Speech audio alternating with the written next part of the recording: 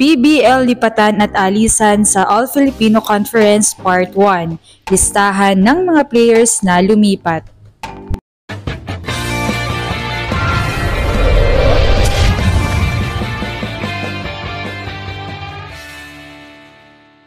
What's up, Volleyball Nation? Welcome back to my YouTube channel. Narito ako para magbigay sa inyo ng updates tungkol sa mundo ng volleyball. Pero bago yan, don't forget to subscribe and hit the notification bell para updated ka sa aking mga videos. PBL Lipatan Serye na naman ang magaganap ngayong magbubukas na muli ang bagong season ng PBL.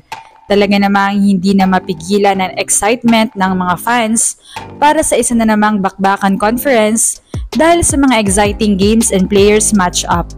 Pero kilalanin muna natin ang mga players na umalis at lilipat na ng ibang team at ang mga teams nga na pupuntahan nila. Buding Duremdes of Cherry Tigo. 2020 nga nang nag-join si Duremdes sa crossover at naging reliable defensive specialist para sa team. Subalit kalaunan ay hindi na masyadong nagagamit. After 4 years nga at ilang conferences ay lilisanin na niya ang team at nababalita ang pagpunta niya sa Signal para samahan si na libero position Don Macandili at Judith Abil. Jack Dianela. After her stay ng 11 years sa Signal na masasabing OG-HD spiker, ay handa na si Jack na makipagsapalaran sa ibang team at ito nga ay ang Farm Fresh.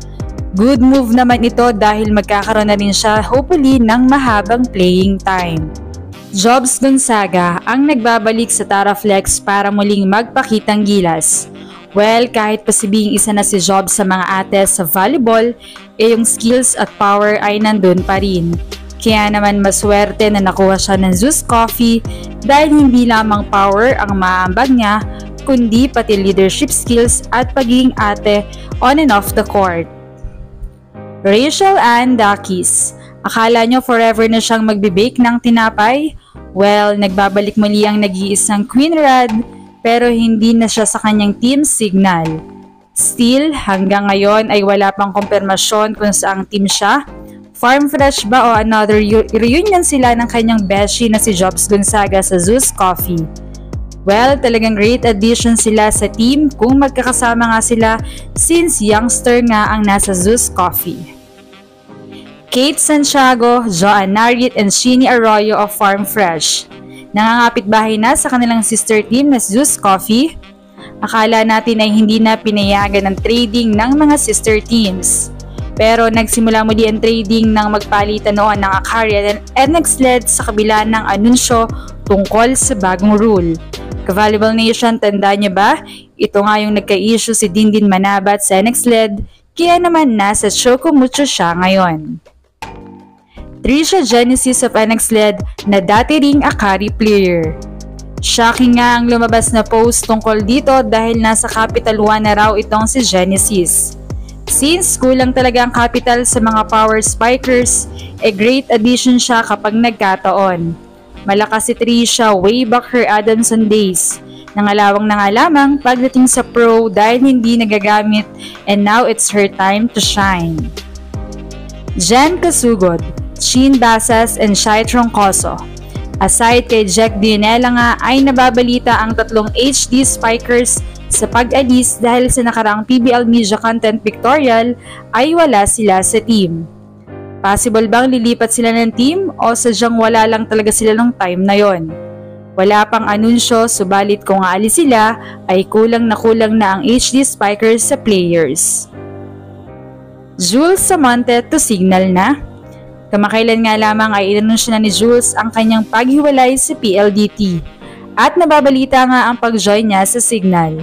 Gaya ng nabanggit ay kulang na ang players ng Signal, kaya naman si Jules na kaya ang dadagdag dito.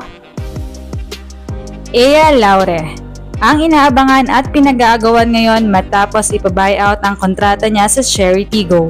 Still wala pang balita, subalit malaki ang chance na Capital One ang makakakuha sa kanya dahil na rin talaga sa offers na kayang ibigay ng management, kaya naman malaking factor na rin ito para i-consider niya to join the team.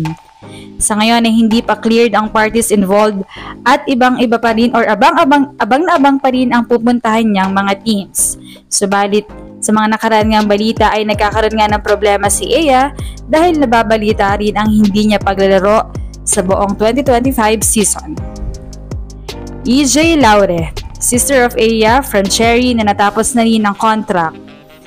EJ has the power at reliable din. Sa ngayon, wala pang team ang nababalitang gustong kumuha sa kanya, pero for sure ay bago magsimula ang season ay may team na rin siyang pupuntahan. Risa Sato of Creamline, nababalitang pupuntang Signal. Matagal na ngang napapag-usapan ang pag-alis ni Risa Sato at pagbalik niya sa Japan. Subalit, ngayon dahil wala siya sa PBL Media Content Pictorial, ay conclusion nga ng fans na baka totoong aalis na ito at sa Signal ang team niya.